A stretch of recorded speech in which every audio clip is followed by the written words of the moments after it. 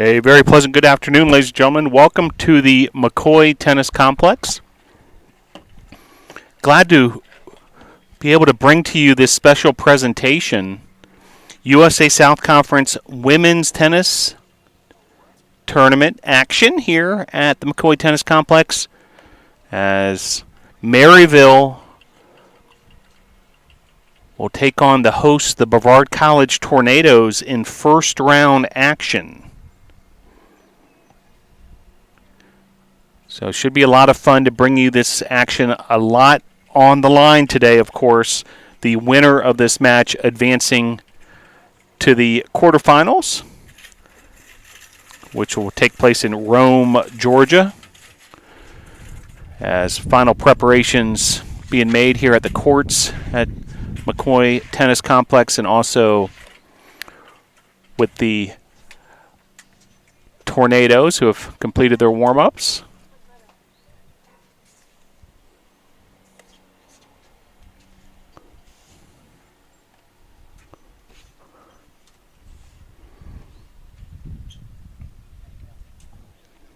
So Brevard versus Maryville. It's a 5-4 matchup here in the first round, with the winner advancing to the quarterfinals. The winner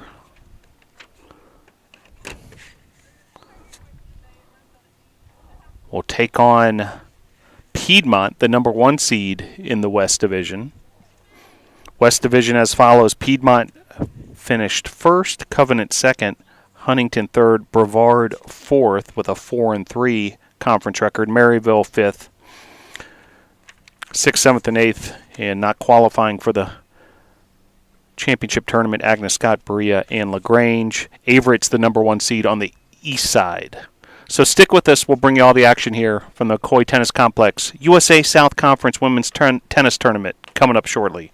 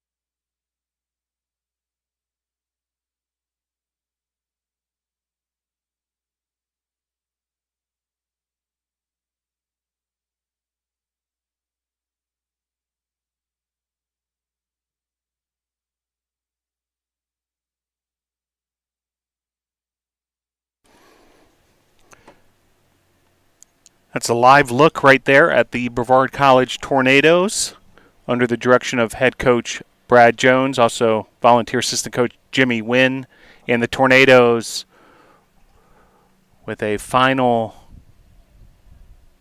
huddle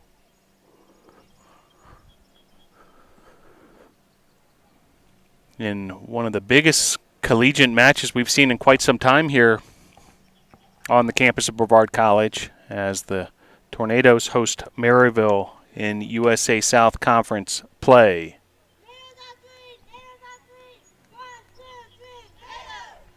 All right, so Tornadoes look like they're ready to rock and roll, so we'll get things organized here. We'll let you know the matchups and who's on what court in just a matter of moments. And, of course, the way college tennis works, we'll have doubles play to start the action, and then singles play to follow. The first team to get 5 combined wins will clinch the victory, and then also move on to those quarterfinals. We won't have to play out necessarily every singles match. So once the win number 5 comes, we'll call it a match, but we'll see what happens as this day will transpire, as the Tornadoes will face off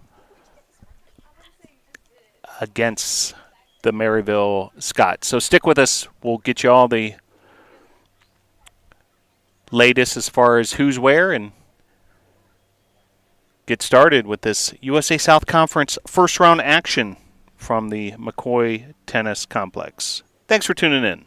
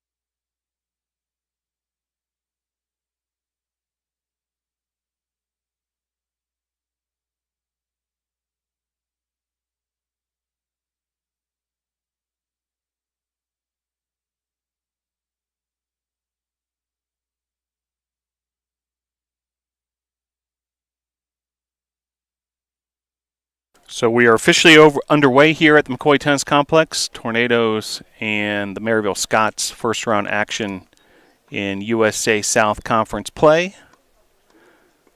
Number 1 and number 2 doubles currently underway.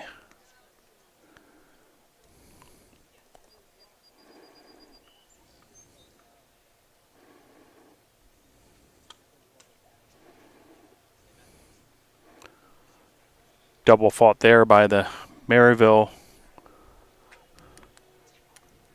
number 1 doubles team, so point for the Nados, and Maryville will serve again.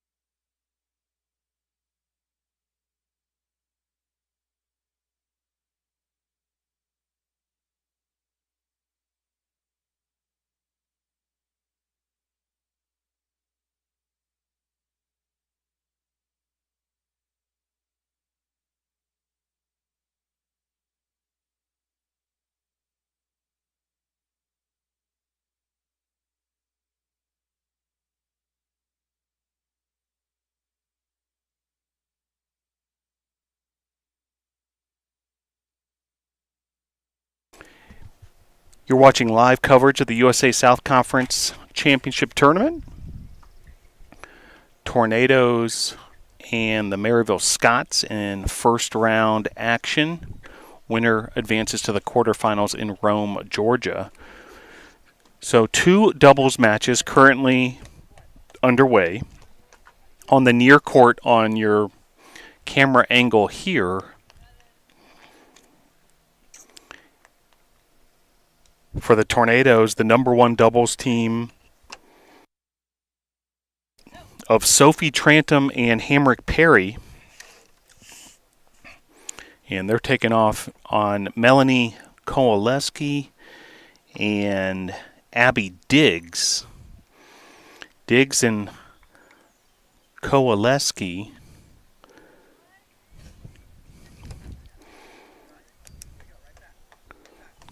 the number 1 double team for the Scots.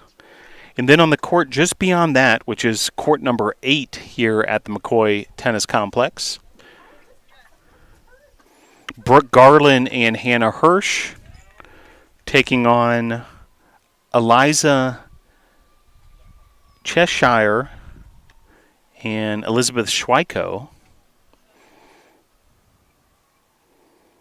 Now, number 3 doubles is already a win for the Tornadoes. The team of Melody Ferguson and Allie Kogoy were unopposed number 3 doubles, thus a win for the Tornadoes. And the Tornadoes, for all practical purposes, have already won number 6 singles, also unopposed, as Melody Ferguson was in that slot for the Tornadoes. So the Tornadoes, in essence, with a 2-0 lead as we're just getting started here with doubles play. Looking ahead to singles, lineup for the Tornadoes, Hannah Hirsch will play number 1 singles, Hamrick Perry number 2, Kogoy 3, Garland 4, and Trantom 5. And we mentioned Melody Ferguson unopposed at number 6. Kowalewski is the number 1 singles player for Maryville. Schweiko number 2. Diggs, number 3 singles. Number 4 singles will be Cheshire. And number 5, Smither. Now, once either team reaches the 5 win in the team score threshold, the match will conclude, and that winning team will head to the quarterfinals set for Rome, Georgia, beginning Thursday. Men's team is heading to Rome, Georgia as well, or they have qualified also as a number 4 seed. Number 4 seed Brevard versus number 5 seed Maryville here at the McCoy Tennis Complex USA South Conference tournament action. Glad you're able to join us wherever you may be tuning in from.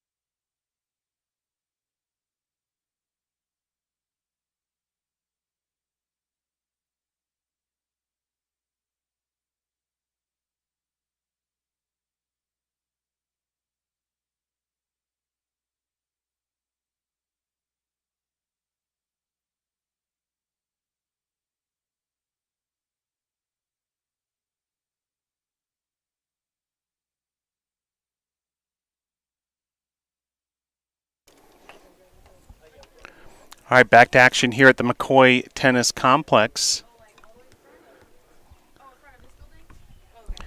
And breaking the action on number 1 doubles. Maryville actually has the lead in number 1 doubles, 2-1. So that's the team of Kowalewski and Diggs with an advantage early on, 2-1 over the number 1 doubles team of Sophie, Trantom, and Hamrick Perry. The far court is the venue for number 2 doubles.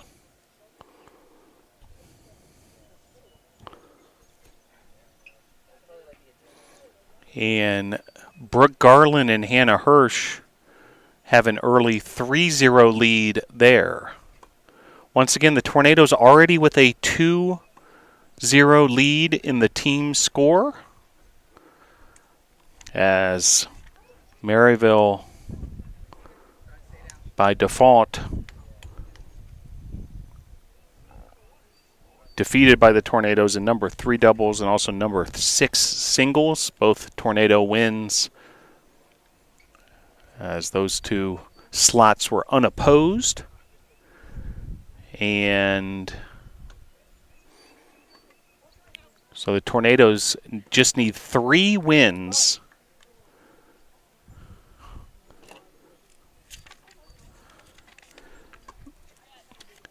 in order to advance to the quarterfinals. But certainly plenty of work to do still, as a great finish there by Hamrick Perry on a slam.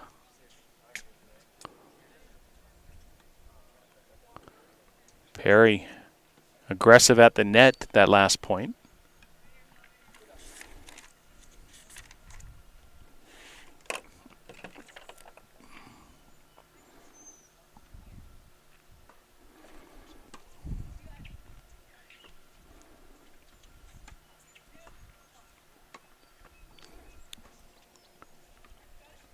So stick with us. Maryville and Brevard first round action from the McCoy Tennis Complex. Glad you're able to join us.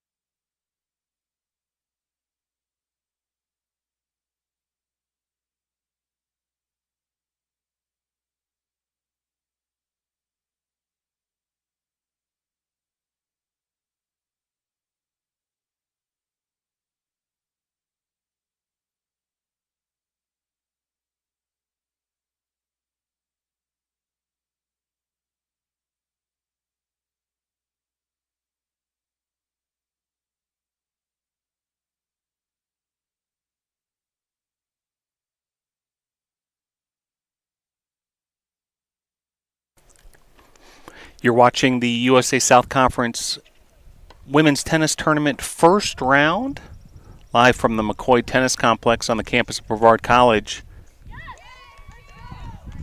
Beautiful weather today for these tennis student athletes. Bit on the warm side for the mountains this time of year.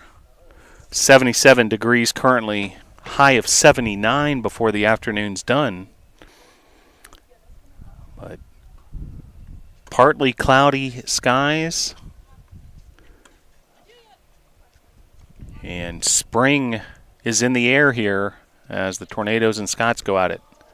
So, mishit there at the net by Perry, so point to the Scots there. It's 2-1 Scots in number 1 doubles, our last update that we received there, and 3-0 Tornadoes in number 2 doubles. And meanwhile, the service from Sophie Trantom. And Tornadoes able to win that point there. So a winner, and another game won by the Tornadoes in number 2 doubles. Now a 4-0 lead in number 2 doubles. So great early start for Brook Garland and Hannah Hirsch, ahead 4-0. And Tornadoes trying to take care of business here on the double side of things. Already up 2-0 in the team score.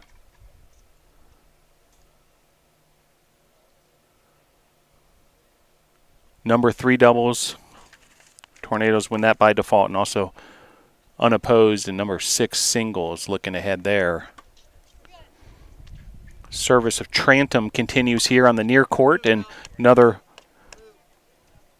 winning point for the Nados.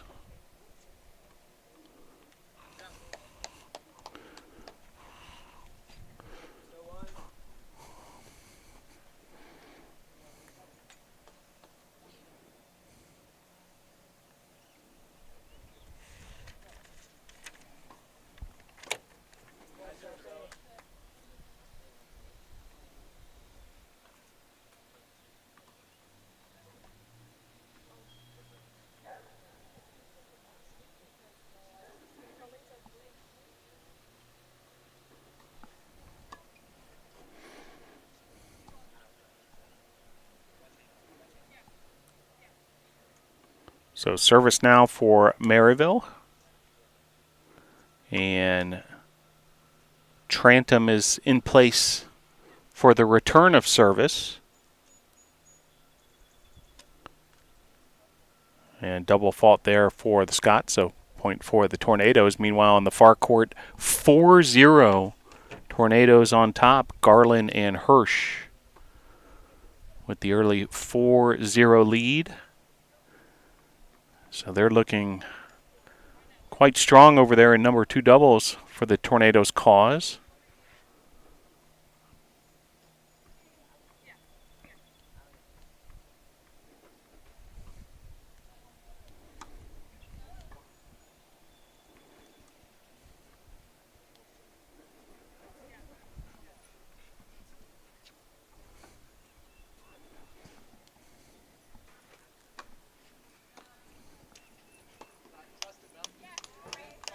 And a winner on that far court for Maryville.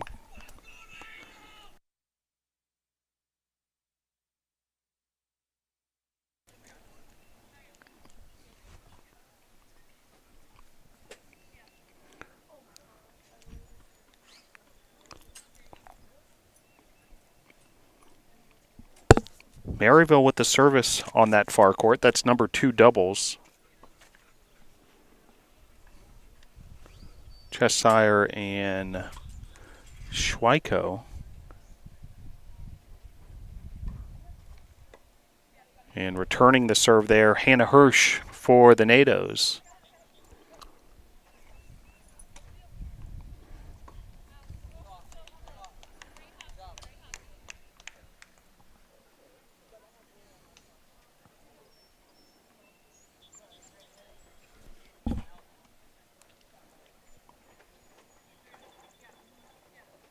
And Maryville continuing their serve here in number 1 doubles.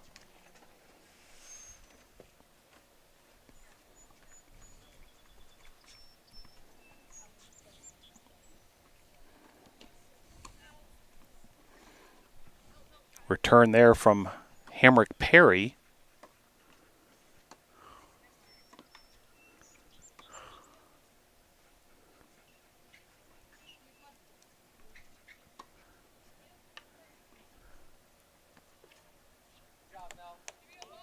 And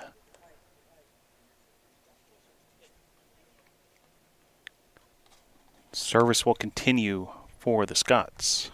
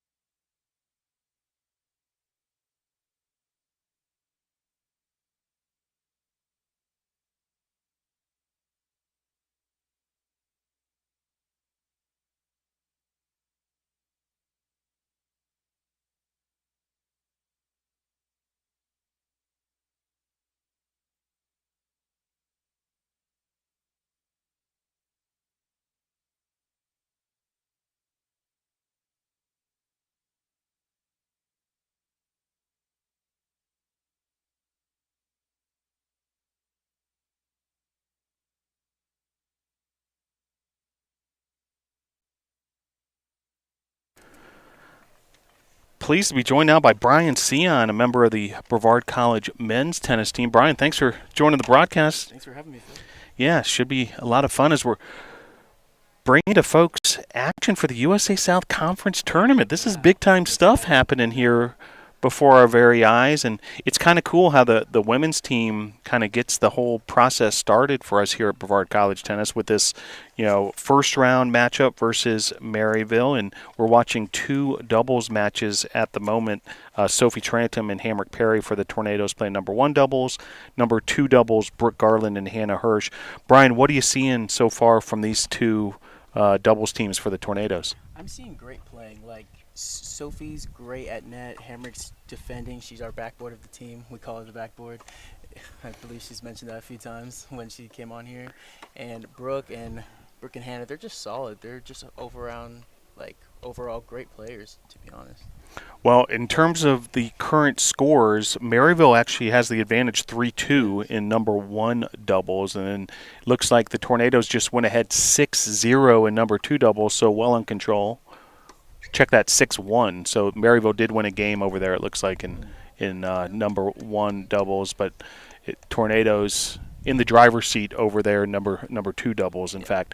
So let's talk about that one first. Number 2 doubles, as the 2 sides switch sides, 6-1 your score there, 2 games away from clinching that doubles win. The team of Brook Garland and Hannah Hirsch, I mean, they seem ultra focused to be able to come out to this big lead early on.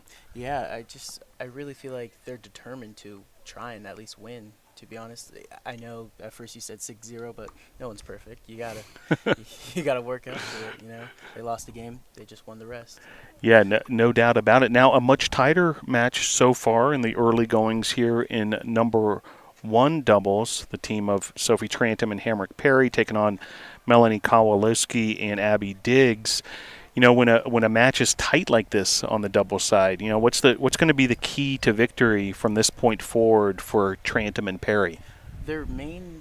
The main key to this victory is communication. Like, I feel like if they have good communication, they can make sure everyone gets to their balls, the net, make sure everyone just knows what they're doing. But if they don't communicate, it's very hard to try and win this doubles match as it's so close. Well, it's an interesting situation for the Tornadoes because of sort of roster numbers and that kind of thing. Tornadoes enter play today with already a 2-0 advantage. The number 3 doubles was a win for the Tornadoes, unopposed, and then the same will be said for number 6 singles when singles play gets going. So brings the Tornadoes that much closer, but I know you don't want to take your foot off the pedal at all because, you can't take it for granted, hey, we have a 2-0 lead, so this should be an easy day at the office. Yeah. Still a big challenge ahead. Mm-hmm. Yeah. Even though we do start with that 2-0 victory, that doesn't mean, the gameplay isn't over until the ball's dropped and back in the can. Yeah, in the sports world, crazy things can happen, so expect the unexpected. But certainly Tornadoes off to a good start here as Maryville now serving once again in number 2 doubles. Mm-hmm. And again, a 6-1 lead for the Nados there. And then on the near court here, Trantom and Perry versus Kowalewski and Diggs of the Scots. Yeah. So let's watch a little action here at the number 1 doubles. Nice.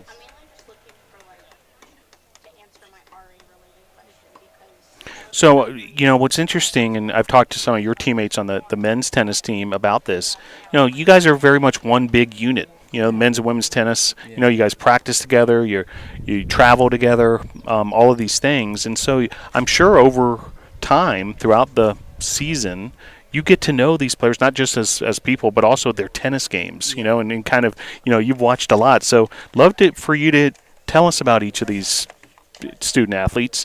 Let's start specifically with Hamrick Perry, who we're watching here in number 1 doubles. Describe her game. Hamrick is very interesting to watch. I've never really seen a tennis player like her. The way she hits the ball is just so unique, and she's very athletic. That's to start with, and she gets to everything, and she just hits it perfect enough to just get it back and play. And then when she needs to be aggressive, she can. It's very interesting. Hamrick Perry, the junior from Hendersonville, North Carolina, Hendersonville High School, so a local product as well, so used to playing in this climate here in the mountains.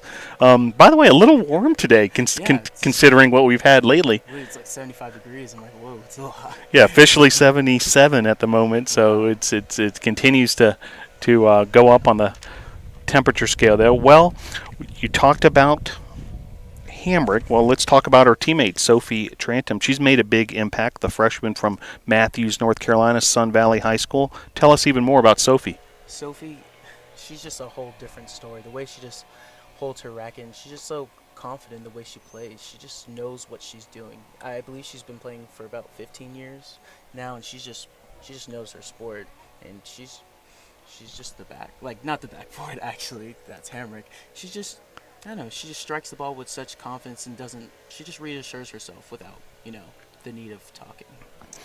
Well, from the Tornadoes standpoint, some good news there because those last 2 games won by the Tornadoes, who now have moved into a 4-3 lead in number 1 doubles. Still showing a 6-1 score. I'm sure that'll be adjusted soon. Over there in number 2 doubles. Well, let's talk about that number 2 doubles team even further, Brook Garland and Hannah Hirsch. Let's start with Brook, the junior from Canton, North Carolina, Pisgah High School, another relatively local product. I'm sure you've got to see Brook play quite a bit. Tell us about her game. Yes, I've seen Brook grown exponentially since I've started here in August.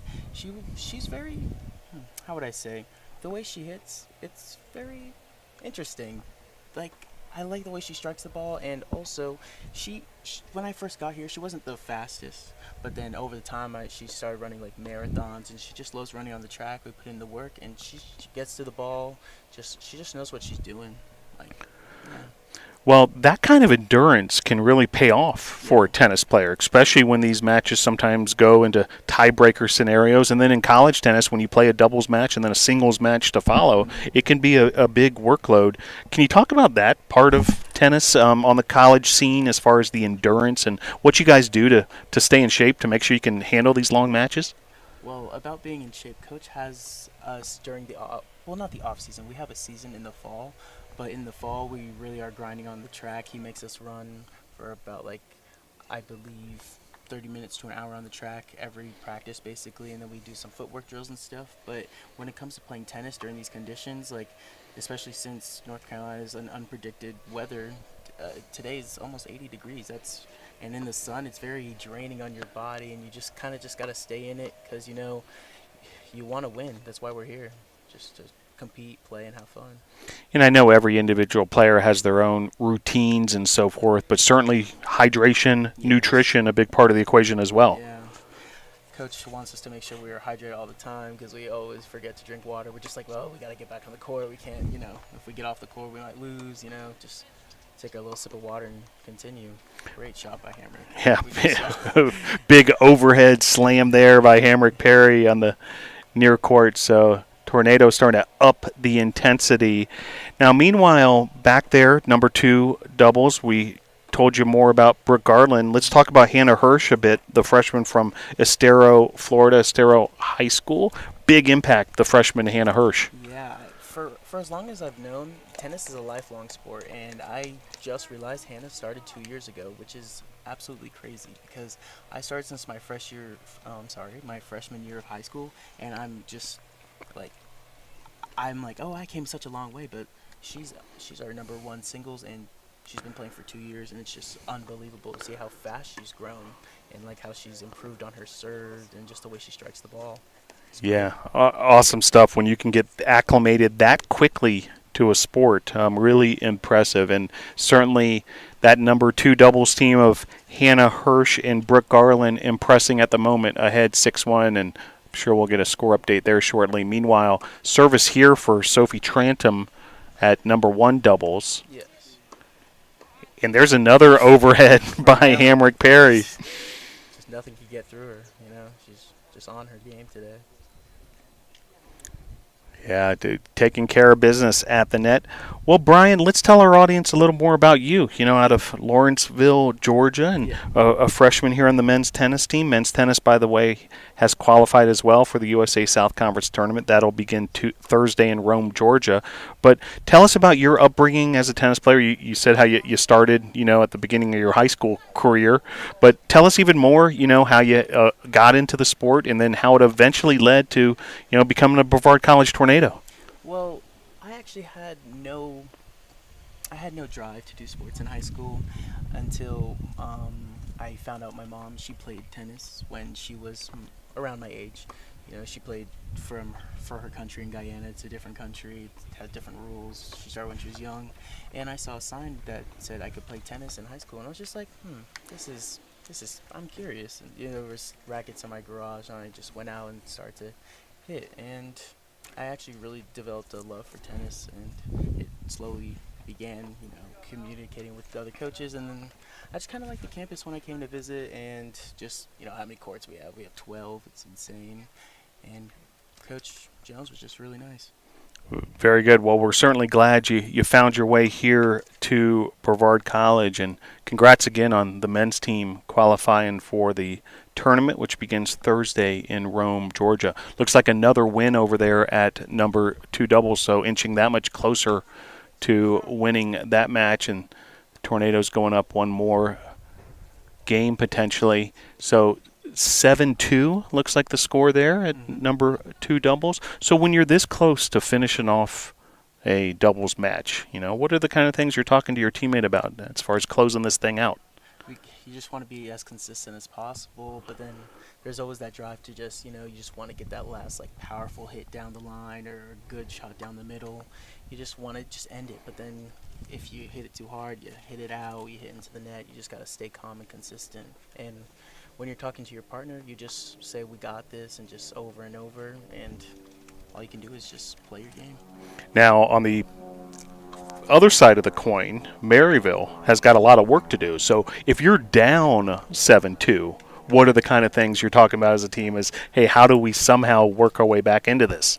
Well, when you're down that much at this time, you're mainly thinking like more just, I need to hit the ball, get it back in play. Nothing too fancy. You know, just depending on what the score is. If you're down love 40 and you're serving, you just stay consistent, and you kind of just want that long rally until they eventually drain themselves out, and you hopefully are victorious with that rally. Yeah, makes a lot of sense. Yeah.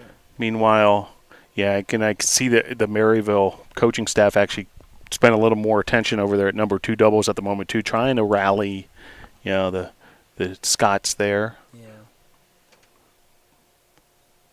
Meanwhile, Scots serve here at number 1 doubles as well, which is a much closer match. Yes, it's very close. And just to remind folks, number 3 doubles already went the way of the Tornadoes, goes unopposed, so the Tornadoes able to get the win there. These are the only 2 matches currently happening here at the McCoy Tennis Complex. Well, back to the men's side, you guys hit the road to Rome, Georgia for quarterfinal action. You'll be taking on NC Wesleyan on Thursday at 2 p.m. in Rome, Georgia. Between right now and this very moment, Brian, and that trip to Rome, Georgia, what are you guys doing to prepare? Well, actually, we usually don't have practices on the weekend, but Coach had us out here hitting from, I believe, the girls started at 10, so they can have their own individual practice to practice for today and for Wednesday, and we practice at 2 p.m., and I feel like you can really never be ready. You just got to do all you can to be ready. We're just out here trying to hit as many balls as we can. Just before I came on here today, I was practicing serves, and I came to watch the girls take victory against Maryville, hopefully.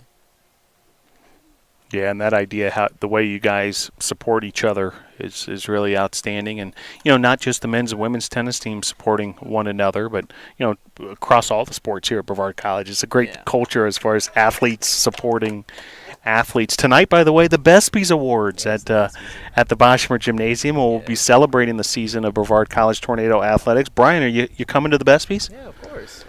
I'm excited for the Bespies. It's kind of like a little ESPYs, actually. It's a play off the ESPN ESPYs.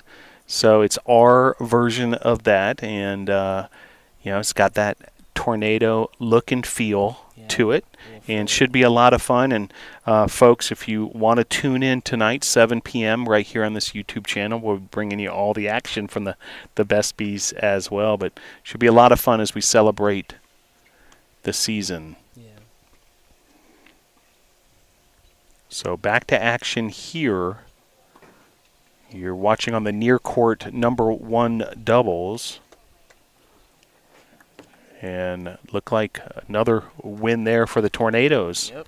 So, and number 2 doubles is a final. The Tornadoes win that. So congratulations to the team of Brook Garland and Hannah Hirsch as that's gone final. Yeah. So the Tornadoes that much closer to winning this first round as a team. If you count the unopposed singles matchup, now ahead 3-0. And in many ways, as far as taking care of business sooner rather than later, this number 1 doubles match could go a long way if the Tornadoes can win this one. Yeah, it could go a long way. The girls are very solid. They do what they do. But Brook Garland and Hannah Hirsch able to take care of business there. We'll confirm that final score, but a win in very much dominant fashion, pretty quick work over there, number 2 doubles. And meanwhile, Garland and Hirsch will now prepare for their singles matchups. Hannah Hirsch in the number 1 singles spot, Brook Garland playing number 4 singles. Meanwhile, we'll get you a score update here from number 1 doubles. It looks like Tornadoes 5, Scots 4 there, so it continues to be a tight match here in number 1 doubles. But back to putting yourself in the shoes of the players competing today. Hirsch and Garland complete their doubles match. Now got probably a little bit of time before they get started with singles. So what goes through your head when you've got this sort of break in the action, and then you've got to reset and play singles? Well, it's kind of hard because you were in that momentum for a good 30, 40, 50 minutes, depending on how long the match was, and you just kind of want to go ahead and play singles, but you realize you have to wait for your teammates to finish their matches. So getting back into that momentum and mentality is it's kind of hard because you had that break, you drink your water, maybe a little banana snack, according to Brook Garland. I was there eating bananas. So, yeah, I mean, it's kind of tough. Yeah.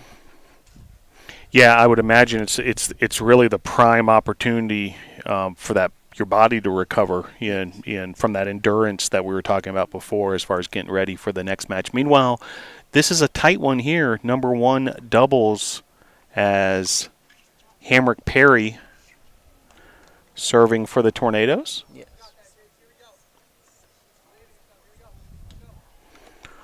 Well, once again, you're watching the USA South Conference Women's Tennis Tournament.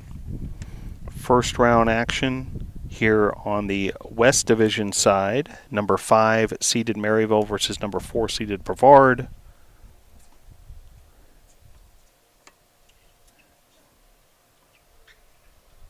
The winner will play number 1 seed Piedmont. That is set for Thursday at 10 a.m. in Rome, Georgia. Piedmont was the number 1 seed in the West Division. Covenant 2, Huntington 3, Brevard 4. Yes. And on the west side, Averett 1, Methodist 2, Southern Virginia 3, Pfeiffer 4, Meredith 5.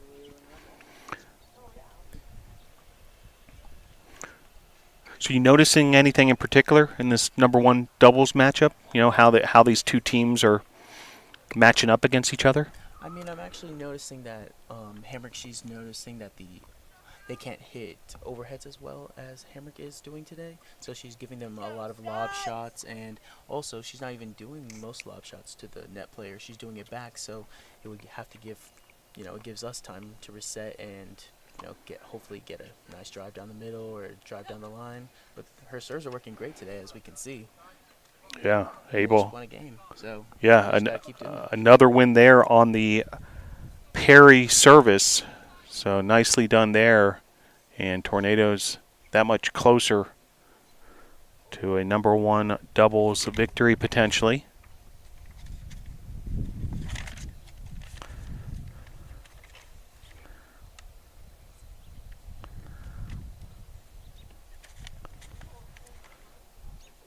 So now Maryville with the serve. Yes.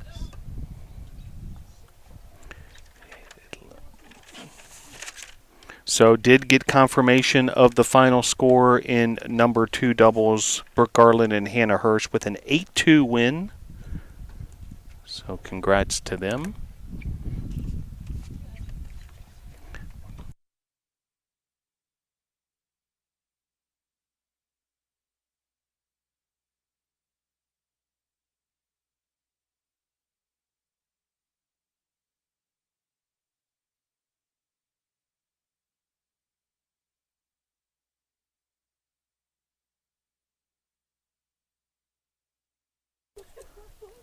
So Abby Diggs currently serving for the Scots, as Tornadoes trying to break the serve here, get that much closer to a match victory. Yeah, I believe if I'm correct, the score is 6-4 because they did not switch sides. So this could be a big game here to really put the Tornadoes in control potentially.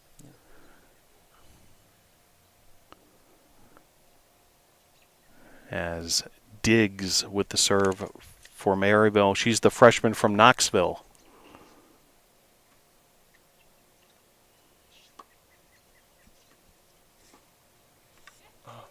And a winner there from Diggs.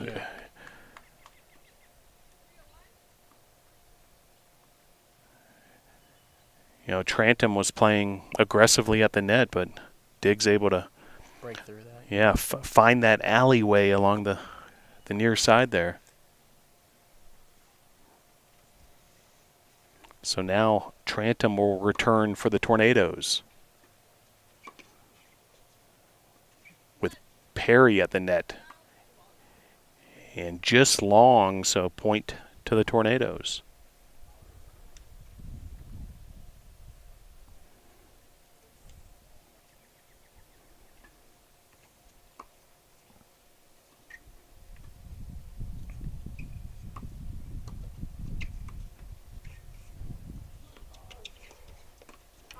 And winner there for the Scots.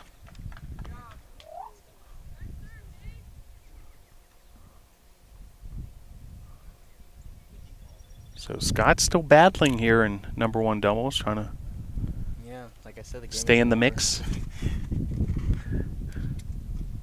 It's not over to that final handshake at the net, huh?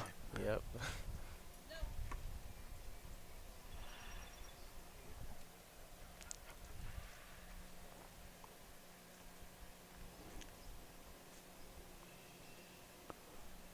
Second serve here from Diggs coming. And Trantom on the return. Teams trading ground strokes now suddenly. And that'll drift long, so point Tornadoes. It's really just all about consistency and making sure you get it in, and hopefully one person messes up.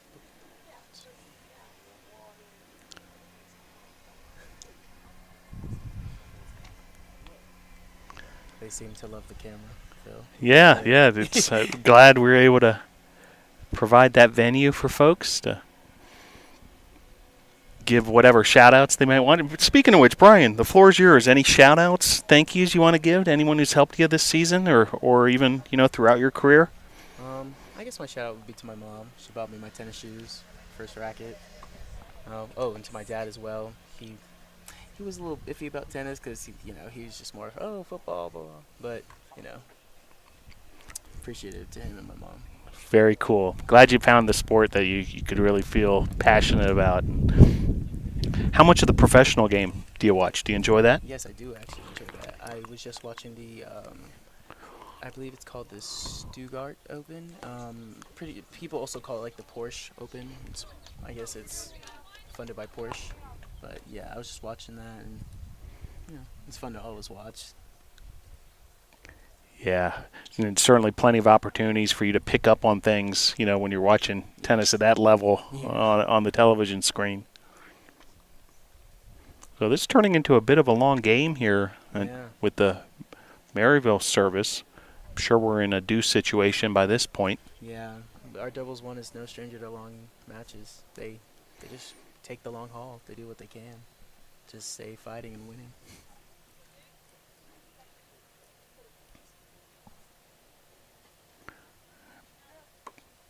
And double fault there for Maryville, so another point for the Tornadoes. So that,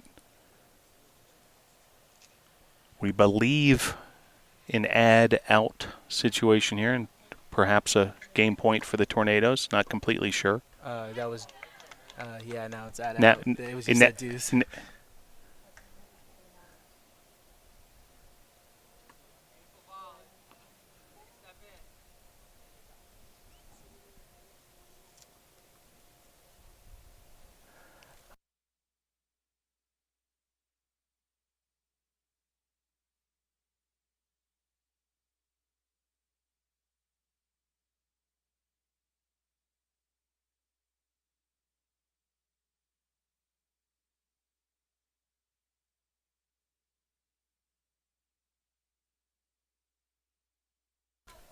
Yeah, and they just won the game.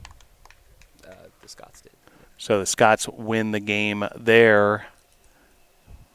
A lengthy one, has several deuce points. And we'll get a update here. And 6-5, Brevard on top of Maryville here in number 1 doubles. So entertaining match between these two. They're going at it. These two number 1 doubles teams.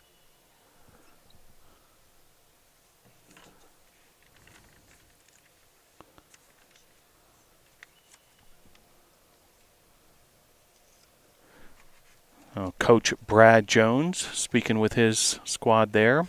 A little different scenario where, oftentimes when we're hosting matches here at the McCoy Tennis Complex, both men's and women's matches going on at the same time, all the courts virtually being utilized. Coach Jones with his head on a swivel heading, all over the facility to Yeah. try to, coach you guys up wherever he can. But a little different today, Yeah. just the women's side of things. And now, for instance, down to just one match here on the double side.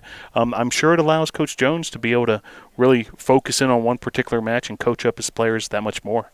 Yeah, because with all of us playing at once, I don't know personally, but I bet it's pretty hard to talk to every single person to make sure, oh, let me go help that one person, but I can't because, this is a crucial match for the boys or the women's at the time. But I bet it's pretty beneficial for the girls to just have coach to themselves today, and especially since, they had to forfeit, 2 lines, then coach doesn't have to be in 2 more other spots than he would have been. Yeah, with the stakes this high, the winner advances at the USA South Conference tournament. Certainly it benefits both these teams to be able to have just a singular focus this afternoon, and Yeah. it'll be the same situation on Thursday in Rome, Georgia. If the Tornadoes advance, the women's team will be playing at 10 a.m., the men's team at 2 p.m. So, Yes. at least there's some separation there, for the teams to, one, support each other, throughout, and then also for Coach Jones and Coach Wynn to be able to coach you guys up. Yeah. That's the good thing about having our matches separate. We can get coach at different times. Even though coach tries as best as he can, it's always helpful to just have him one-on-one sometimes. Yeah, no doubt about it. Well, you're fortunate to have, great coaching staff and Coach Brad Jones and Jimmy Wynn. Tell us about those two as coaches and how they've helped your game. Coach Jones is I've never really had a coach like Coach Jones. He's very open, and he he gives you like a lot of techniques, because past coaches that I've had, it was more high school. It was kind of just like, oh, it's high school, it's not as serious as collegiate level tennis, and he's just helping me improve my game as best as he can. And he's doing great, and a great shot by Hamlet. And Coach Jimmy Wynn, he could go on and on and on. He's I did not know he was in the Masters for the USTA, and I just found that out, I believe, a few months ago. And he just has so much knowledge, and just so much knowledge that could benefit you in your game. He just wants to hit out with you 24/7 when he can, when he comes from work and stuff. But he's just there to benefit us. Yeah, Coach Jimmy Wynn, for those who don't know, just incredible background in the sport of tennis, has been around a long time, and has really learned from many of the greats in the history of tennis. So, great guy to just talk tennis with and learn a ton from. And I can only imagine as a student athlete, you're able to tap into that Yeah, wisdom. yeah. He has a lot to. He just knows so much about tennis, and even though he's like not at the same level he was when he was our age, or even in his prime, he's just still so great to hit against, for practice.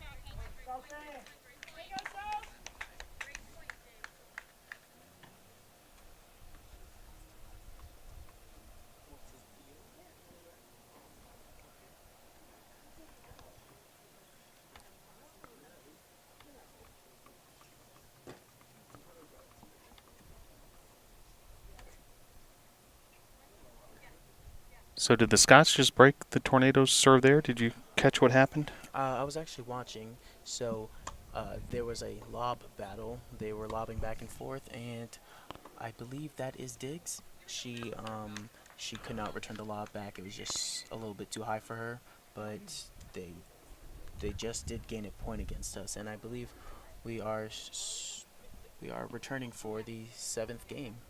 I believe this might be match point. I mean, not match point. I'm sorry, game point to advance to the next game.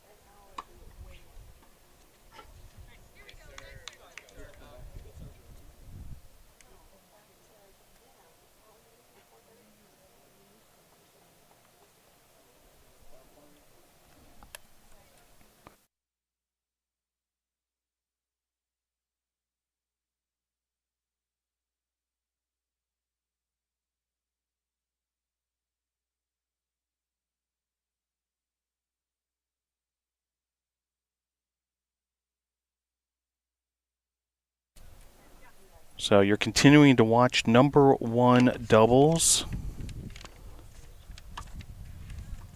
Hamrick Perry and Sophie Trantom for the Tornadoes. Melanie Kowalewski and Abby Diggs for the Scots.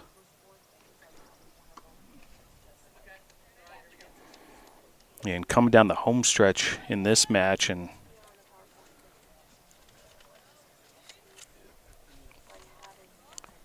an important match in the complexion of the team score, no doubt. The Tornadoes would really be in the driver's seat with a win here, and certainly if Maryville is able to get the win here in this number 1 doubles, they would have more signs of life heading into singles. Yeah.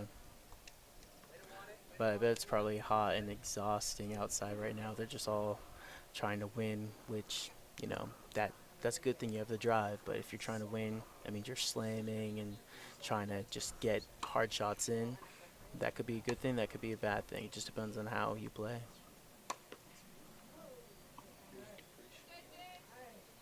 Error there at the net for Maryville, so point for the Tornadoes.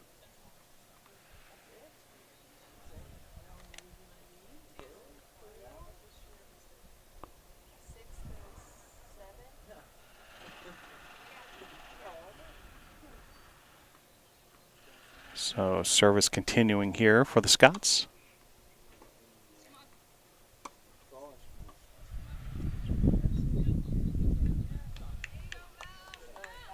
And another point for the Scots there on their service.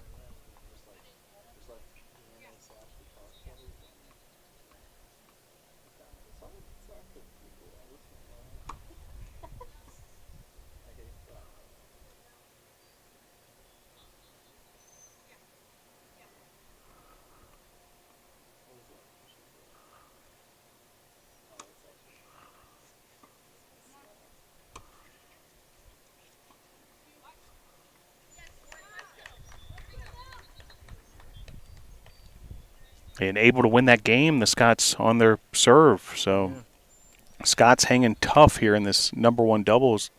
We'll get you an official score update here in just a moment. So 7-6 now.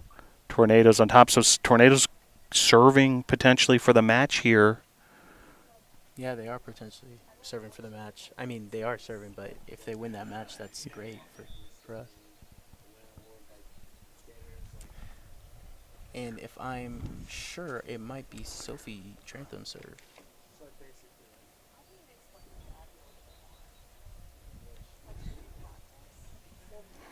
So Tornadoes team of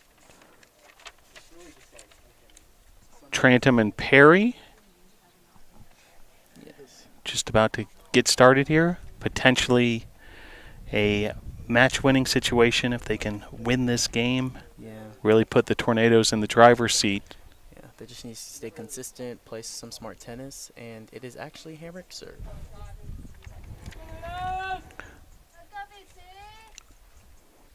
Over the season, have you been able to ascertain some things from Hamrick's serve in specific?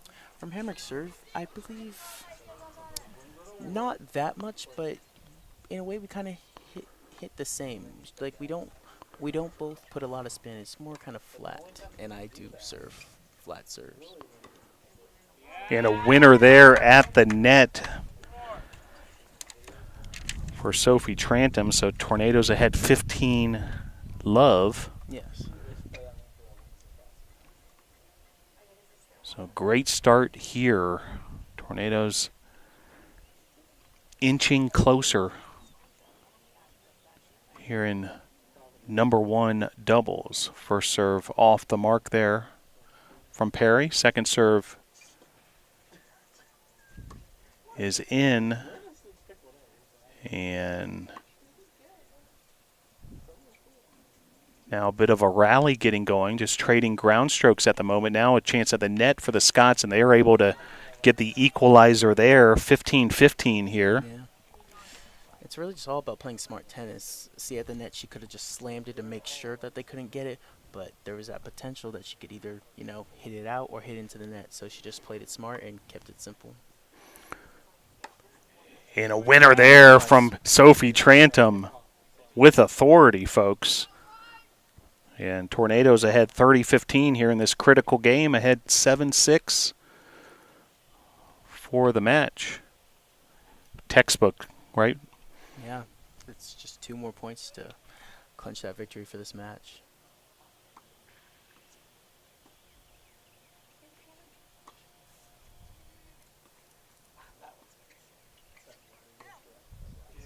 Nice. And that stroke was long, so 40-15, a match point situation for the Tornadoes. Some final words between the two teammates. Yeah, she probably just said play your game, stay consistent, and just get it in. First serve is in. And once again, trading these forehand ground strokes cross court. And the long rally goes the way of the Scots, so that'll make it 40-30. Yes. I mean, she tried her best. She just needs to keep on getting it in. Yeah, it becomes a bit of a chess match during those long rallies. And once again, serving for the match here, the Tornadoes.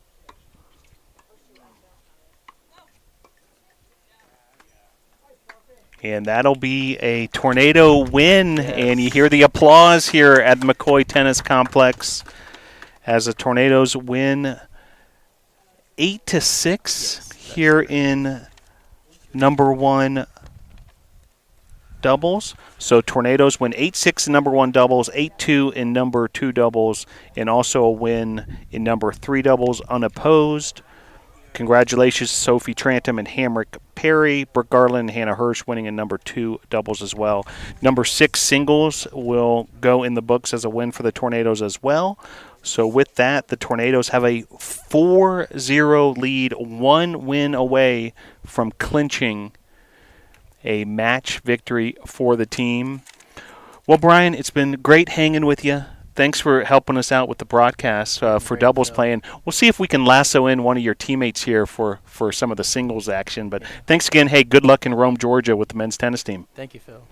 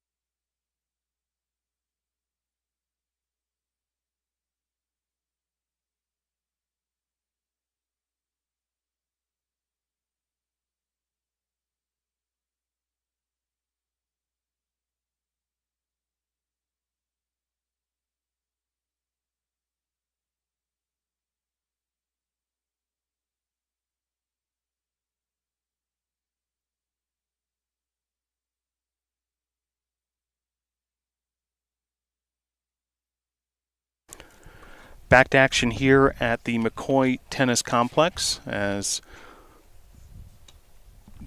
nearing the start of singles play.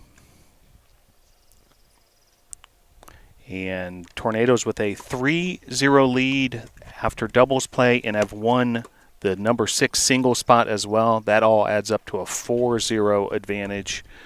And that number 6 singles, by the way, as well as number 3 doubles unopposed. And in doubles play, the Tornadoes win number 1 doubles 8-6, number 2 doubles 8-2. And now we're heading towards singles play, and we'll catch you up on that. But glad to be joined by James Sursich of the men's tennis team, the junior out of Culpeper, Virginia. James, thanks for joining the show. Appreciate you. Thanks for having me. Well, this is kind of cool because, both teams qualifying for USA South Conference tournament play. You all will get started in Rome, Georgia on Thursday on the men's side. There's this 5-4 matchup here. Tornadoes in control of this one, ahead 4-0. But cool opportunity for you all from the men's team to be able to support the women's team today and, keep an eye on things. But how does it feel to be out here this afternoon and also, to be part of this team that's qualified for USA South Conference on both the men's and women's side? Oh, it's amazing. I think Coach Jones has established this really great culture of winning. And it's nice to be able to watch all these girls succeed and not have to worry about my match first. It's amazing how much these girls have grown in terms of their game. Hannah as a freshman taking the 1 spot, and she's done a great job there. Melody coming in, did an amazing job at 6 and 3 doubles. I'm proud of each and every one of them. So. Well, before we get started with catching you up on all the going-ons here in singles play, would like to review what we just witnessed on the doubles side. There was a unopposed win for the Tornadoes. Melody Ferguson and Allie Kogoy win number 3 doubles. That put the Tornadoes ahead 1-0 before the first serve was even struck. But then in number 2 doubles, the first win of the day on the court came from Brook Garland and Hannah Hirsch. They win number 2 doubles 8-2. Were you able to catch some of the Garland and Hirsch action at number 2 doubles? And, they really jumped on the Scots quickly and able to make quick work of Maryville. Yeah, unfortunately I wasn't. I had class until 1:45, and I sped my way over here. But, anytime Hannah and Brooke are on a court, they usually get the job done pretty fast. They're a great doubles team. They're really smart. They know where to place the ball. How to get in the opponent's head, stuff like that. Well, perfectly good excuse, James. Coming here a little late due to class, so appreciate you taking care of business in the classroom as well.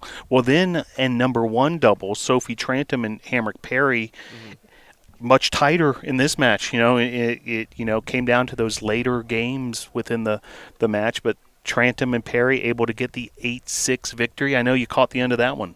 Yeah, it's nice. Sophie's a very, very smart player. Hamrick, she just gets every ball back. I'm sure you've heard the term. People call her a backboard because she gets everything back. Combined with a smart player and a very, very consistent player. Not that Sophie isn't consistent. Sophie's very consistent. Again, they're a great doubles team. They get the job done. Sometimes, your opponents just play really well, and it'll be a close match. But when it comes down to a serve, I feel like everybody on this team can hold their serve relatively consistently.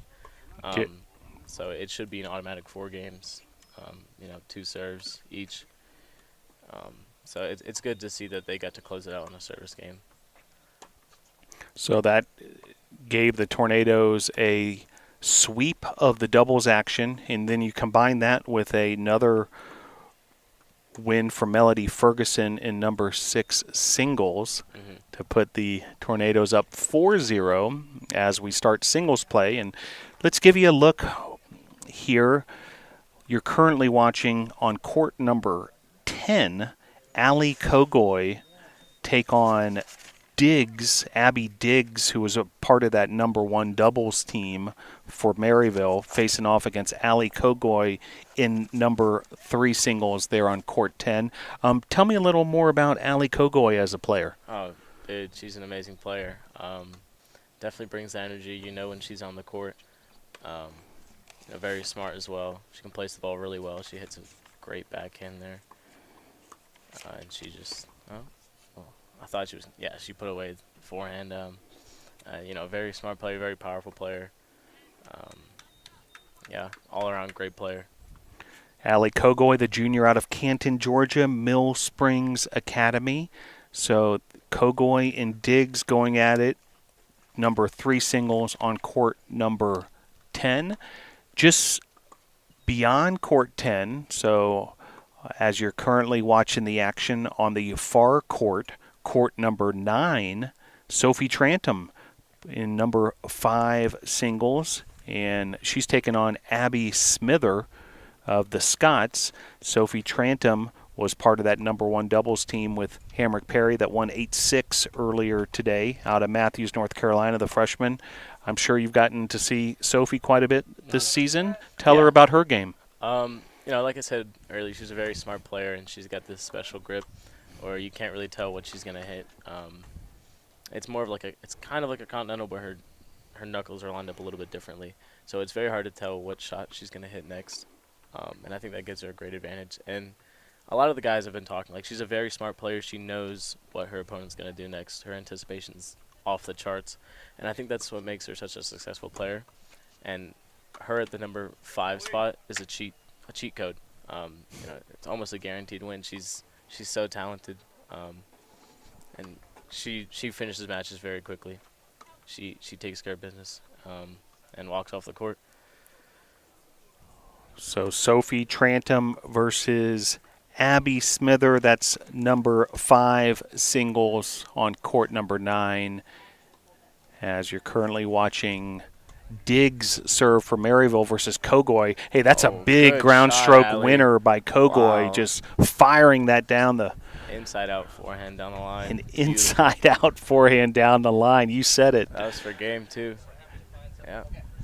And that's got to create momentum, kind of propel you for the rest of the match. As you not only from your standpoint, but as far as kind of crushing your opponent a little bit there with that kind of winner. Yeah. I come from UVA-Wise, which is a D2 school, and I played a lot of people who I would think I would hit a good shot, and they just blast a winner off of it. And it's very demoralizing, if I'm being honest. So I know what it feels like to be on the receiving end of that. But in terms of momentum, it feels great, especially if that's for a game point, because you change sides and your opponent thinks about it on changeover, and you're already on the next point. Yeah, it's got to instill confidence, almost create a bit of a swagger, heading into the next game. You could see Kogoy, very focused. Allie Kogoy, the junior from Canton, Georgia. Well, let's take a look at a couple of the other courts here at the McCoy Tennis Complex. This is court number 7, and number 1 singles underway here. Hannah Hirsch, she's taken on Melanie Kowalewski. Hirsch was a part of that number 2 doubles team. Kowalewski part of the number 1 doubles team for Maryville. So these two number 1 singles players did not see each other during the doubles matchup. So it's their first look here at each other this afternoon. Tell us even more about Hannah Hirsch. She's a grinder. She'll come out to practice an hour and a half, 2 hours early. She'll put in extra time after practice.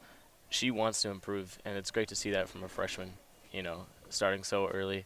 And it's really shown, she's taken the 1 spot. She's always looking for more competition. She loves, stepping up to the challenge. And I think it's perfect for her. And just beyond Hannah, on the second of 3 courts on this current view you're watching now, is Hamrick Perry on court number 8. And Perry's taken on Elizabeth Schweiko, the freshman from Monterey, California, for the Scots. Hamrick Perry was able to combine with Trantom for the 8-6 win in number 1 doubles, and Perry certainly a huge part of this women's tennis program, the junior from Hendersonville, North Carolina. Tell us about her game. crazy consistent player. When you think the point's over, she'll get it back. And a lot of the times we'll play against her in practice just to work on consistency because she gets everything back. So you have to find a way to, like, just play more balls. And she's great at just getting the ball back in the white lines. And a lot of the times the people she'll play can't rally with her because she can just, keep getting the ball back. Yeah, it certainly, that kind of consistency can wear down an opponent over the course of a match, no doubt about it. Now, beyond that court is court 11 here at the McCoy Tennis Complex, and kind of out of your view here, unless you've got some sort of eagle eye vision, but that's where Brook Garland is in action. She is underway there, taking on Eliza Cheshire, the junior from Nashville, Tennessee. Brook Garland, the junior from Canton, North Carolina, Pisgah High School, part of that number 2 doubles team that cruised to the 8-2 win earlier today, and big part of this program as well. As far as her game goes, tell us about it, James. One of my favorite people on this team. She's so positive. You'll never see her with a bad attitude. Even if she's having a bad day, you can't tell in practice. Whenever we hit a bad shot, we're getting frustrated in practice. She's the one that's always calming us down. And in terms of her game, she is so smart. She's so consistent. And she has great pace. She can put the ball away when she needs to. And she knows when to keep the ball in and when to take those, high risk, high reward shots. Well, I see some of your teammates here as well, James, and congrats again to the men's tennis team in addition to the women's team. Both of you all qualifying for the USA South Conference tournament. Exciting times here at the campus of Brevard College. But tell us about your preparation heading into the match on Thursday in Rome, Georgia. Once you all received the news that you guys were going to head to the postseason and preparations began, what's the routine been like in these days leading up to the conference tournament? It's definitely drinking a lot of water. I know it'll be hot down there. And in terms of practice, just pushing myself to my limits. Because I always want to improve, and I know this team that we're playing is really good, so I have to keep pushing in order to just stay on course, because making the tournament is one thing, but playing in it and playing well in it is a different story. And I think all the guys know that. We're working hard in practice. We practiced up this weekend. It was really hot. It was it's good practices to get used to the temperature that's going to be down there in Rome. Yeah, I mean, it's just eating right, getting enough sleep, taking care of my body, and drinking lots of water.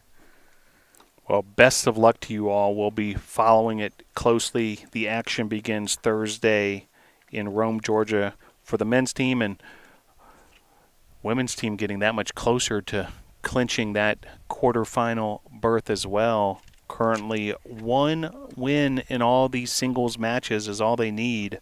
There's 5 matches across the courts here taking place. And all you need is 1. And by the way, folks, once that win happens, the match is done.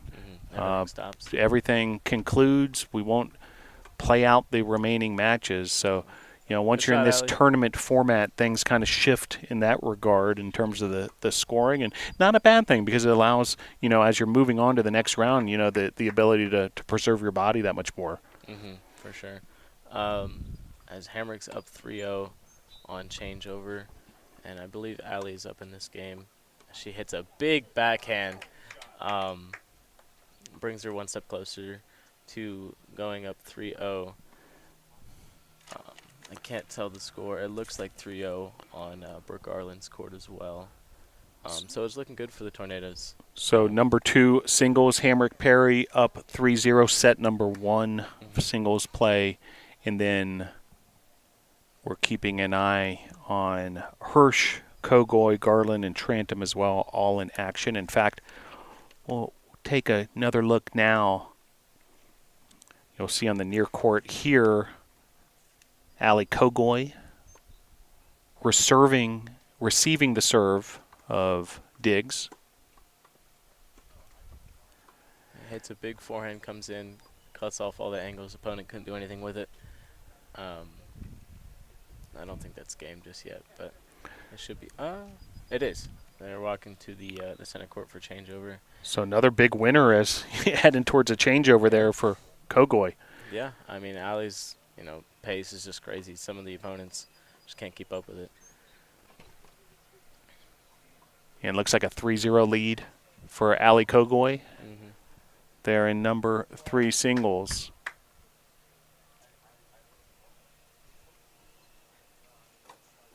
And court just beyond Kogoy and Diggs. Court 9, Sophie Trantom. What are you seeing there? So she is up, I believe, either 1-0 or 1-all. I'd imagine it's 2-0. She's serving because they just switched not too long ago. And I believe she looks like maybe 30 love. I can't really hear the score with these headphones on, but Trantom serving, and that's the number 5 singles matchup versus Abby Smither. She's a junior from Collierville, Tennessee for the Scots. It was interesting, these two teams, as well as, the men's team, faced Maryville not too long ago, and then, you get to see the same exact opponent. Does that help, to be able to see, the same opponents back-to-back in essence? I think so, especially when they were the last team we played. It'd be different if we played another team after that, but if it's back-to-back matches with the same team, I think it really helps on both sides. Maryville, knows our tendencies, what our players are good at, what they aren't good at, and on the flip side, we know what they're good at, what they're not good at, and I think a lot of us are taking advantage of that today. It looks like, Sophie goes up 3-0 on the changeover. So 3-0 for Trantom, 3-0 for Kogoy. I think it's 3-0 across the board. And might be 3-0 at all 5 matches. I think you're right, James. As Kogoy now serving, with Diggs returning for the Scots. Sophie gets Approach shot there for the winner. Just got to close the shoulder a little bit more. She opened up her racket a little bit too much, just a few inches out in the alley. Ended up just a bit wide, and you can see that aggressive nature of Allie Kogoy. Yeah, she gets in this zone when she gets a short ball. She'll put it away. You can't give her short balls like that. She hits a big serve there. Opponent hits it out. As far as her service game, can you give us some details on it? It's very consistent. Her first serve has a lot of pace. It's a flat ball, so it'll stay low. So you definitely have to get a lot lower than you usually would. So it's challenging to return. The person that I played in Maryville on Tuesday had a serve like that. It was very low, so I had to get low to the ground, and it definitely tripped me up on some points. Diggs is able to win that point there. Meanwhile, on court 9, Trantom receiving serve from Abby Smither.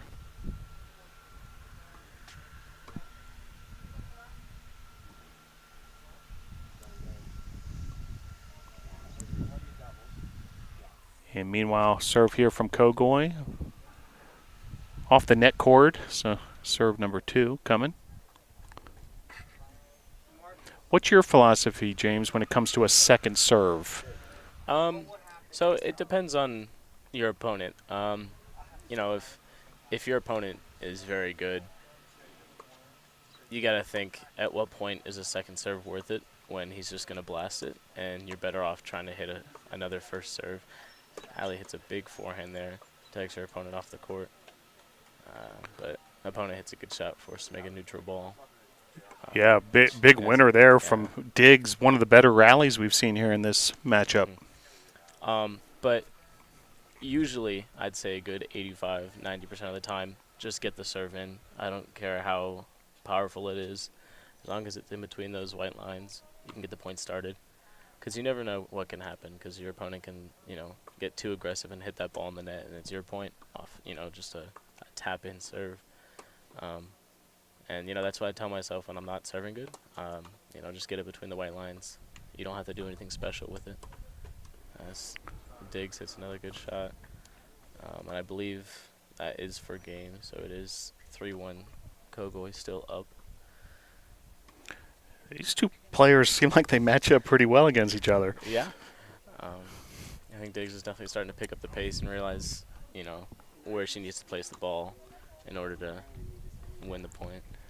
Meanwhile, a 5-0 advantage on court number 8 for Hamrick Perry. So Perry out to a thunderous start here in number 2 singles. Yeah. Like I said, just a smart player.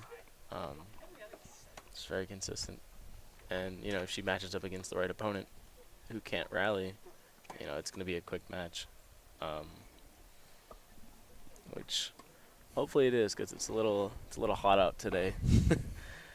Well, once again, the Tornadoes just one win away from clinching a trip to the quarterfinals, being able to join the men's team who will be making their way to Rome, Georgia. Oh, as Hannah hits this big shot, kisses the back of the line. Meanwhile, Kogoi continuing her matchup here against Diggs. These two really starting to go at it here. Allie hits a good dropper. Jams her opponent up. Allie gets past him. I mean, we're seeing some of the more compelling points of the entire day here. Yeah. In this number 3 singles matchup. Yeah, Allie definitely knows how to put on a match. She'll hit a lot of winners. But at the same time, she can rally as well as everyone else.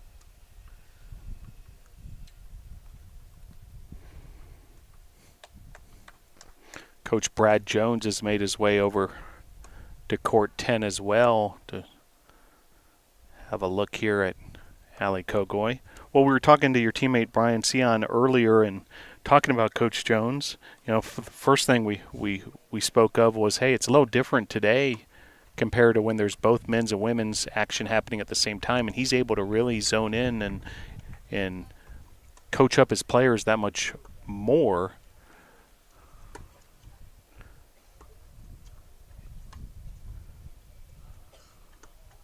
Oh, what a shot.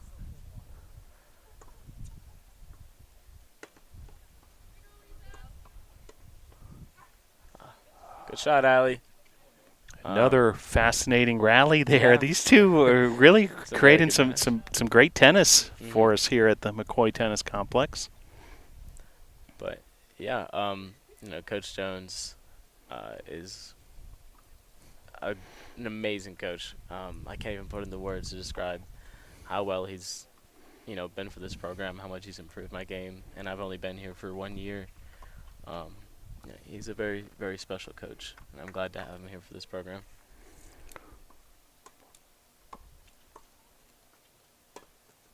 Big return Allie there hits. from Kogoi again, and Yeah. Kogoi with a point there. See a Well- little frustration from Diggs as she threw the ball towards the net. That's another big thing. I'm not proud of it. Tuesday I was getting a little in my head, but that's definitely not something you want to do on a tennis court, is get in your head. As Toga goes up 4-1 on the changeover. So Kogoi pulling that much further ahead. Also, it looks like a 5-0 advantage for Sophie Trantom. Yeah. So, James, tell us even more about yourself. You mentioned this is your first year at Brevard College, a transfer from UVA Wise. Tell us about your tennis journey. So I grew up because my stepfather loved tennis. He played college tennis in India, and he wanted me to play tennis. So I picked up a racket, and I wish I took it serious earlier, but I didn't take it serious until my freshman year of high school. And it was just a lot of hard work. And I could hit the ball, but I could never win a match. And it wasn't until I would say maybe my senior year where I was like, I really have a chance to do something, in terms of college tennis. So I worked my butt off. And one of my high school buddies told me that he wanted me to play tennis at Wise with him. So, I applied and, I started playing there. And, I love everything about UVA Wise. My teammates are some of the most amazing people I've ever met. But I felt like I wanted to grow more. And, I have family here. My cousin goes here. She plays volleyball, and she told me to take a visit here, and I took a visit, and I loved it here. And Jamarcus is the main reason why I'm here today. He talked to me a lot about what life is like here at Brevard and how beautiful the area is around. How close knit the two teams are, and the rest is history. I love everything about this school, everything. Well, we're glad you found us, no doubt about it, as continuing to watch Ali Kogoy go to work here, number 3 singles, and winner there for Kogoy. As usual.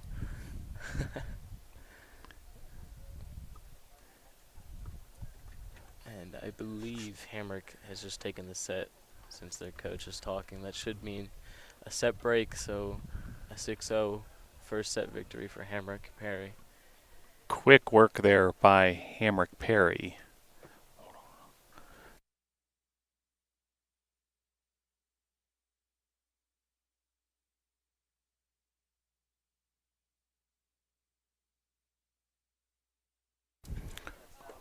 Well, Tornadoes continue to lead all the way across the board and 1 win away from a match victory here. Need one of these singles wins to put the finishing touches on this first round USA South Conference matchup.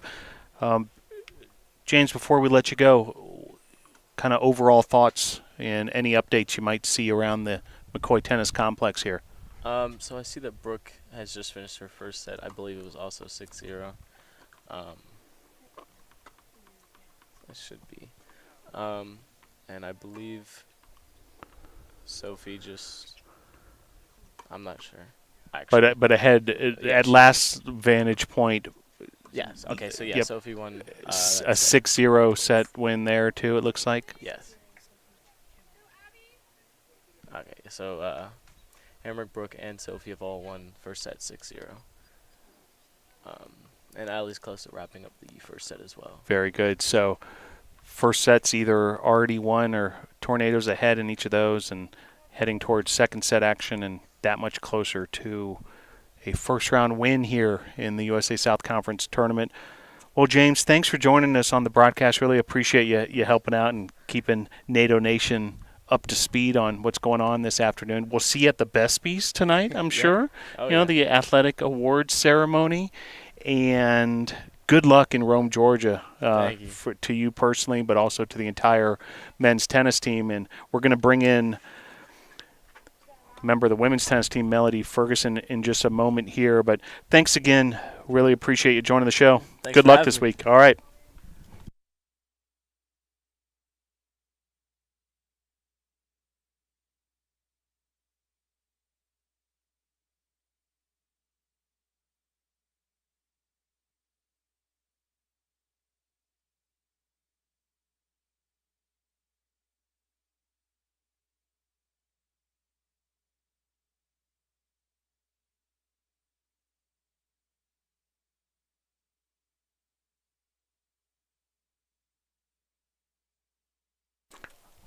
All right, happy to be joined now on the broadcast by sophomore Melody Ferguson, the sophomore out of Gloucester, Virginia, Gloucester High School, and a member of this women's tennis team. Melody, thanks for joining the show for us. Yeah, it's great to be here. Well, you've been keeping a very close eye on things, helping with the scoring side of things as well. And your name is in the win column on the score sheet. A win in number 3 doubles and also number 6 singles. probably not ideal. I'm sure you'd rather be out there playing in a lot of ways, but bottom line is you're able to get those 2 wins. Maryville unopposed in those 2, and it helps towards the overall team score. Tornadoes inching closer to USA South Conference play. But just kind of your overall thoughts today as you've been able to take in this first round of USA South Conference action. I mean, the whole team is playing extremely hard. I mean, we know we have to go and win at least 5 in total to just make it to the first round. But as we're inching closer and closer, I can tell that nerves are getting higher and people are getting not playing as they should be and making simple errors. But I think we got it. We're doing great. Well, there's 5 singles matches happening as we speak. The Tornadoes are leading all 5 as we speak, and all BC needs is 1. So all it is going to take is 1 of these to go final, and you're able to clinch the win. But you're right. This is uncharted waters. These are this is an unprecedented situation for this team as far as being in this championship scenario. What were some of the things Coach Jones was telling you all as far as entering today and then before today's match? He was just saying play smart, like just play your game, play the game that we've been playing all season, and we've already played this Maryville team once before, and so he was just like, just do it again and play even harder. Forget about that it's a first round opportunity, just play it like it's a season game. And does the team feel like your opponent pretty well, especially not only you're playing Maryville again, but you just played them last week, so it's just not too long ago and probably very fresh in your mind. You're many of the same matchups here, even 1 week later. Yeah, I think the only matchup that's the same is Hannah Hirsch, if I am not mistaken, because as far as exactly the same. Same, yeah. But. Well, let's take folks around the McCoy Tennis Complex. First, on the near court here on your camera view, you're watching a rally here between Allie Kogoy and Abby Diggs. That's number 3 singles. What are you seeing here so far in this match for Allie? I know Allie's playing her absolute hardest. She's put away quite a few winners from what I have seen. I'm really proud of her as she is my doubles partner, and she plays hard every single time. Tell us even more about Allie, both as a person but also as a tennis player, since you know her so well as a doubles partner. Allie just brings a whole lot of energy, and I really like playing doubles with her because we bring so much energy to the doubles court, and you can always hear her wherever she is when she puts away a winner, when she wins. It's just an amazing feeling to just have that as a doubles partner and a teammate. The court just beyond Kogoy and Diggs is court number 9, which is where Sophie Trantom and Abby Smither are playing number 5 singles. Trantom has already won the first set there in that matchup in number 5 singles. Tell us what you've seen from Sophie so far in this match, and tell us even more about Sophie as a player. Sophie is one of the best players that I have seen so far, besides Hannah Hirsch, obviously. And she knows how to create angles and put away winners, and I am honestly really proud of her and how far she's grown ever since I've seen her play. And as a teammate, she's very supportive, very encouraging. If you make a mistake, she tells you how to fix it. It's very nice to have as a teammate. Sophie Trantom, freshman from Matthews, North Carolina. Sophie and Hamrick won number 1 doubles 8-6. That was an interesting match down the stretch. I saw you were able to catch quite a bit of that. Can you describe to our audience how that match kind of unfolded? I think it was just all the nerves that were getting to Sophie and Hamrick. They were just making small, simple little errors that can be fixed easily. And you could tell towards the end of the set that they were finding their groove and just putting it away. It was definitely a nail biter for sure. It was very close towards the end. Yeah, so the Tornadoes able to take that 8-6 win in number 1 doubles. Number 2 doubles earlier today, Brook Garland and Hannah Hirsch. They cruised to win that one 8-2. Took a big lead early on in particular. Were you able to catch a bit of that one as well? I did catch a bit of that. They work really well as a team. You can tell that there's good communication from Brook and Hannah. And when they step on that doubles court, they're there to do business. And they obviously did it today, and I'm super proud of them for that. Outstanding. So let's take a look now at first court number 7. And you mentioned Hannah Hirsch. She's playing number 1 singles there.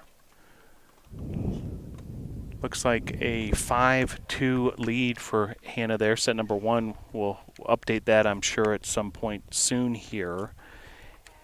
Hannah Hirsch, freshman, big impact here, year 1 of her collegiate career. Tell us even more about Hannah. Hannah is just a power player. She does so well on and off the court. On the court, she puts in the work when she's here. She even stays later, comes earlier. She puts in the work to earn that number 1 singles spot, and I'm honestly really proud of her, and she's just doing an amazing job there at number 1.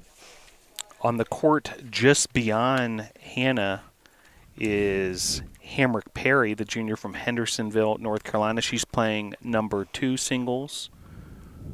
And Perry is already up 1-0 there and seems to be very much in control there in number 2 singles. Have you been able to hit quite a bit with Hamrick over the years? And, you know, what is her style of play, and what are the challenges if you have to play against Hamrick Perry? When playing Hamrick, you have to know that she's going to get every ball back to you. She works really hard to just get there, and it's honestly sometimes really frustrating because you try and hit her with a different shot and she's there every single time. And then on the court beyond number 2 singles, court 11 here at the McCoy Tennis Complex, Brook Garland is battling in number 4 singles, and looks like she's in the lead there as well. Brook Garland, the junior from Canton, North Carolina, Pisgah High School. Tell our audience from your perspective as one of Brook's teammates what Brook Garland's all about. Brook is one of the sweetest people that I have ever met, ever.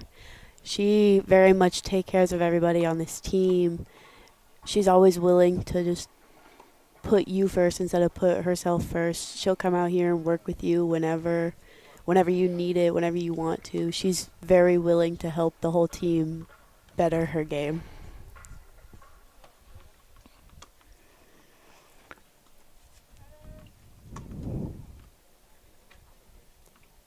So let's reflect back. You know, you all defeat Maryville last week, 9-0. And in turn, you know, you've officially realized that you are heading to the USA South Conference tournament, first time in many years for the program. Can you talk about that moment and, you know, what it was like from the team's perspective? Kind of take us behind the curtain a little bit, you know, just how good that felt, but also, you know, tell us how it went down as far as you guys realizing that, hey, the ticket has been punched to the USA South Conference tournament. Going into the match, we realized this game might be one of the games that gets us into the post-conference tournament. And I think the whole team realized that when we won, that we were in it and we were ready to put in the work. And it was honestly a bit of a shell shock to some of us because we haven't been in so long. And the men's team qualifying as well, so that made it just that much sweeter And I know, the men's and women's teams here, it's in so many ways integrated, and you guys look out for each other and cheer each other on, and, one big family here at Brevard Tennis. It's got to be meaningful that the men are heading to the conference tournament as well. Yes, I'm really proud of them for making it to the post-conference tournament. It's really nice to have both teams going down to Georgia. That's right. Rome, Georgia on Thursday. The men will head there to take on NC Wesleyan. That's at 2 p.m. In the women, as you well described, Melody, inching closer to qualifying for a trip to Rome, Georgia as well. Well, we'll try to update you one more time around the complex here as Ali Kogoy ahead 1-0. And then that's in number 3 singles. And in number 5 singles, looks like Sophie Trantom's ahead 1-0. And then in the second set, a 3-0 advantage. So well in control there, Sophie Trantom. And now we'll shift over to court number 7, Hannah Hirsch. Still in the first set here in Hirsch's match. Is that correct? Yes. Yeah, so still set number 1. A 5-2 lead as far as the scoring tree for Hirsch. And looks like Hamrick Perry has taken a lead here in the second set. She's already up 1-0 in sets, ahead 3-0 in the second set. Hamrick Perry. And beyond that, Brook Garland, who we understand is in the lead as well. So it's kind of a race to the finish line here. Which of these singles matches will wrap up first? And, Tornadoes, with one more win, will head to the USA South Conference quarterfinals. Well, Melody, really enjoyed catching up with you a little bit. Before we let you go, just a little more about yourself, out of Gloucester, Virginia. Tell us about your tennis journey and ultimately how you became a Brevard College Tornado. Originally, I had been playing soccer, so I was recruited to play here at Brevard College for soccer. And then I had to stop due to unfortunate circumstances. And then I really wanted to still be a student athlete here. And I was talking to some of the men's tennis team, and I found out that the girls team was looking for an extra body. So I came out here, talked to Coach Jones, and here I was, a Brevard tennis team member. So is that the first time you really got serious about tennis as well? After you've arrived to Brevard College, or was it something that you had played earlier in your life? I had played tennis just for fun with my younger sister and with my mom, just because it was something to do around my hometown. It was, to officially get serious about it was kind of a little nerve-wracking because it was a sport that I've never fully played before. And honestly, it was one of the better decisions that I've made. Awesome. Well, glad you are settled in now as a tennis student athlete. You're doing a great job, and part of this team that is this much closer to a trip to Rome, Georgia in the quarterfinals, and you guys here in the USA South Conference Championship Tournament. Congratulations on that as well. Before we let you go, I'll give you this opportunity. Shout outs, thank yous. Anybody, maybe back home who you'd like to give a shout out to? Yeah, I'd really like to thank my grandparents and my parents. My grandparents are super big supporters of me and my journey, especially with tennis. And my parents have especially been extremely supportive with the switching over to a new sport. My mom especially has been helping me, and I'm honestly very grateful I have all of them in my life, and I wouldn't have asked for anything different. Very good. That's Melody Ferguson, sophomore on the women's tennis team. And part of that number 3 doubles team along with Ali Kogoy, also part of the lineup on the singles side as the Tornadoes that much closer to winning the first round of the USA South Conference Championship Tournament. Melody, great job. Thanks for joining us here on the broadcast. Best of luck the rest of the way, and congrats again on yourself and the team making it to the USA South Conference Tournament. Yeah, thank you so much. All right. There she is, Melody Ferguson. Appreciate her joining the program. Stick with us. We'll bring you more updates for the McCoy Tennis Complex.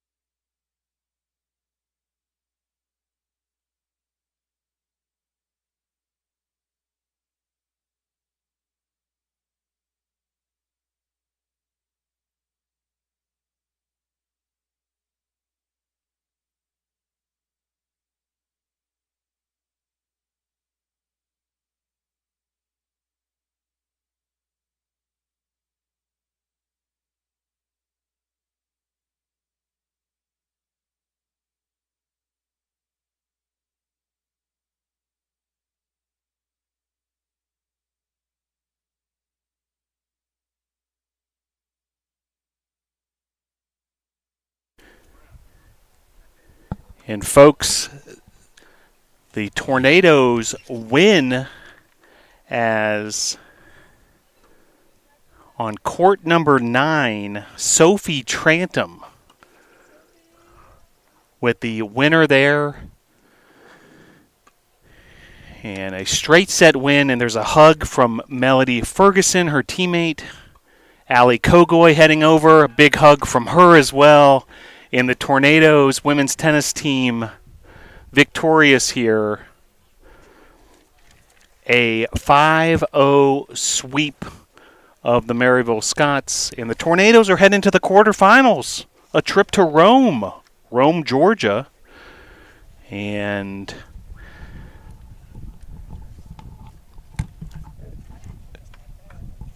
good vibes all the way around here at the Brevard College campus, the McCoy Tennis Complex. So, as we wrap up here, once again, wins.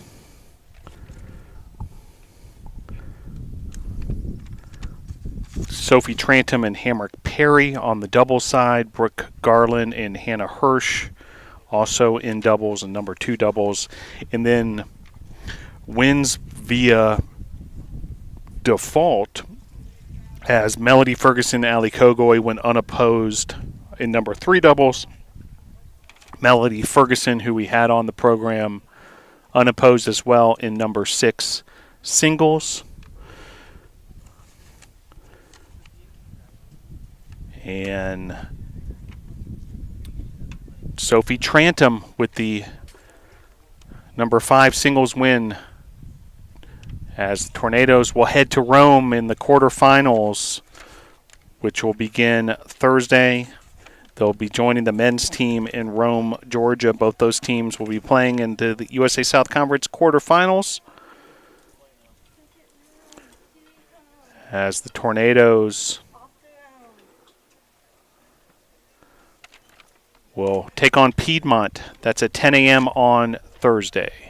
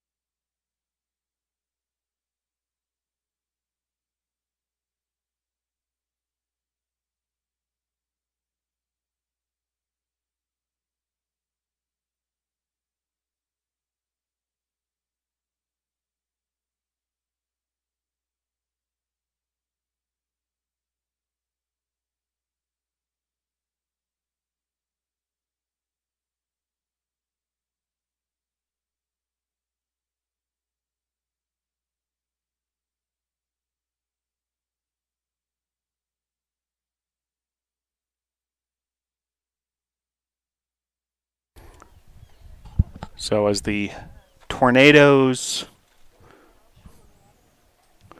huddle up after a victory here in the first round of the USA South Conference Championships under the direction of Coach Brad Jones, volunteer assistant coach Jimmy Wynn, and the Brevard College women's tennis team victorious over Maryville and will advance to the quarterfinals. Congratulations to the Tornadoes. Melody Ferguson, Brook Garland, Hannah Hirsch, Allie Kogoy, Hamrick Perry, and Sophie Trantom. So Tornadoes will head to Rome, Georgia for the quarterfinals. And big congratulations to the team after the victory here at the McCoy Tennis Complex. Well, stick around this evening. Check us out on this YouTube channel. The Best Bees Athletic Awards will go live at 7 p.m. for the Best Bees. Can't wait to see these tennis student athletes at the event, along with representation from all the teams here at Brevard College. A great win once again for the Tornadoes. USA South Conference tournament will continue for the Tornadoes women's tennis team as they head to Rome, Georgia for the quarterfinals on Thursday.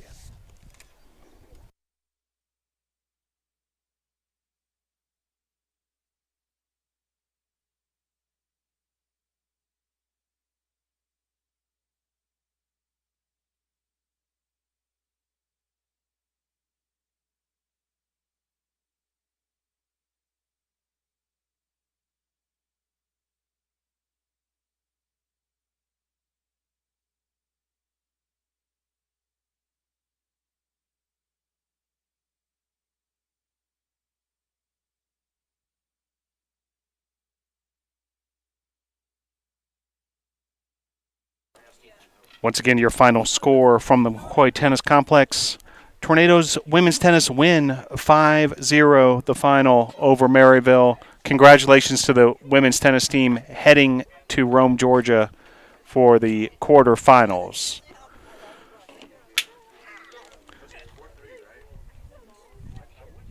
Trantom and Perry winning in doubles, along with Brook Garland, Hannah Hirsch, Melody Ferguson, Ali Kogoy. And then the win in singles by Sophie Trantom to finish things off. 5-0 your final score for the final time. Tornadoes win. Go Tornadoes.